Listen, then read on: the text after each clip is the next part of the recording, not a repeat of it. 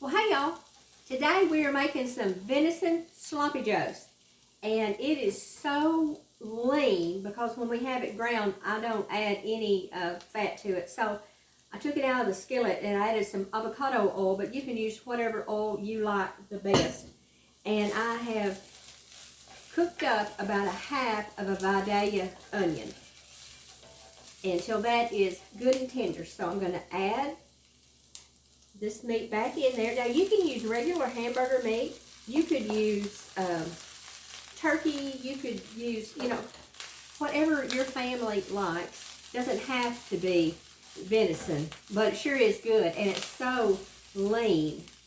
All right, I'm going to turn this. I've been cooking that on about a 7. I'm going to turn this down to about a 3. And then I'm going to add the rest of these ingredients. Now, I'll write all of the real ingredients in the show notes. But you know how it is in the kitchen. We just get to messing and gumming, and then we quit measuring, and that's just the way it is. So, but I have a 1/3 cup of ketchup. Put that right in there. And also have, I'm going to add 1 tablespoon of tomato paste. Now, whenever I open up a new jar of tomato paste, we open up that can, rather, and we use 1 tablespoon out of it. So I just put the rest of it in a Ziploc, and I take a skewer or a back of a knife or something and just make score lines. And then you can just break off how much you want. So I'm going to add 2 of these for just a little extra tomato flavor. And I'm going to add about a tablespoon. Let's see, let me look on my real thing that I did. Let's see, it says I used 1 tablespoon of Worcestershire, or as you sometimes want to say in the South, wash your sister sauce. So I'm just going to add, that looks about like a good tablespoon to me. And I have a tablespoon of brown sugar. And I'm going to add 2 cloves of minced garlic. And I'm going to use the already made up, I'm going to save a step, our little flat spoon. And I'm going to, that looks like 1 clove. Let's see. Let's do 1 more for good measure. And then a couple teaspoons of mustard. You can use whatever mustard you like. Spicy mustard would be so good. So that looks like a couple teaspoons. And I'm going to use just about a teaspoon. Whoop, not that much. Get back in there. Well, okay, maybe we are. It's going to be fine. Oh, going to be fine. And I'm going to add just a little bit of pepper. Okie. And because this, I got too much stuff up here. Let me move this. Because this is so dry, I do have some regular tap water that I'm going to just put in here so everything can kind of steam together a little more. But this is, I love sloppy joes. And this is something that in the summertime, I really don't do a lot of tomato-based things. I don't know. I mean, we always have lasagna and spaghetti because that's my husband's favorite. But sloppy joes to me is more of a fall meal. And I don't know. I don't know if that's why maybe Mother only did it then, and that's when my taste buds want something like that.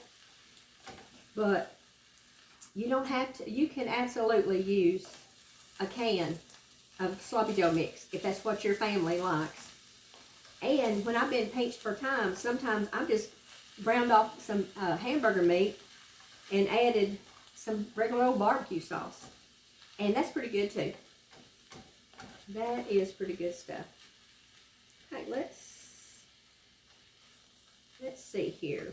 I think that needs just a little bit more water. My original recipe, I'd added about a 1/3 a cup of water. Okay. There we go. I'm going to put the lid on this and let it do its thing until it is time to eat. And I will see you back when that is. This has been simmering for about 15 minutes.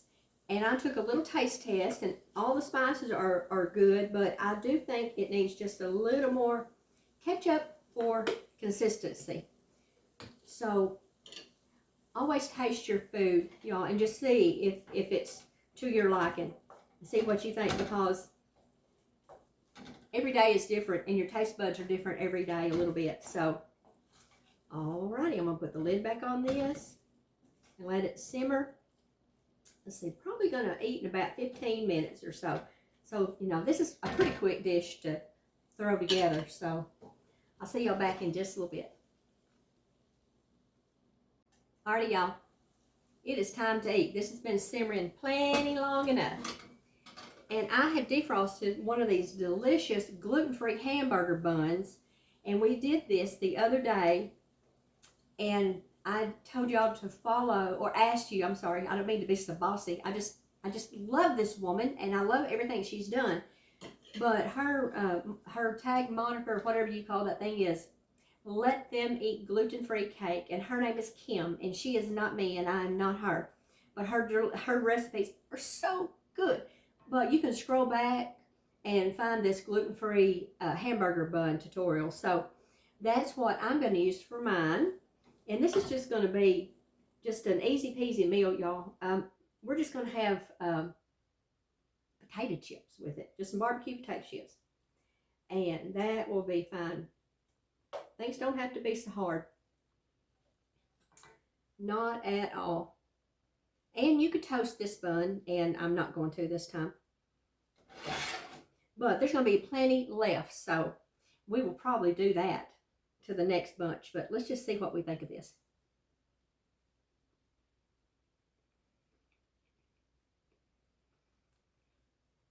That is good.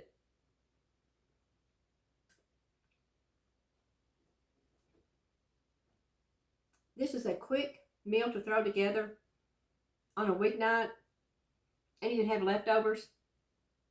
You could bake a potato. If you wanted to have leftovers the next day, you could bake a potato and use this as a topping.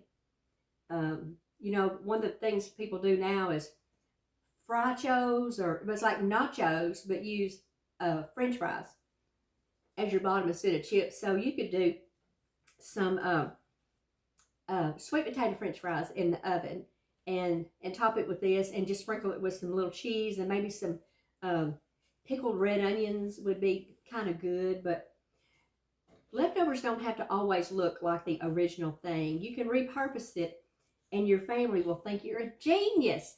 Don't tell them any different. Alrighty, y'all. We're going to put this meal together and going to have me a delicious sloppy joe, and I will see y'all next time.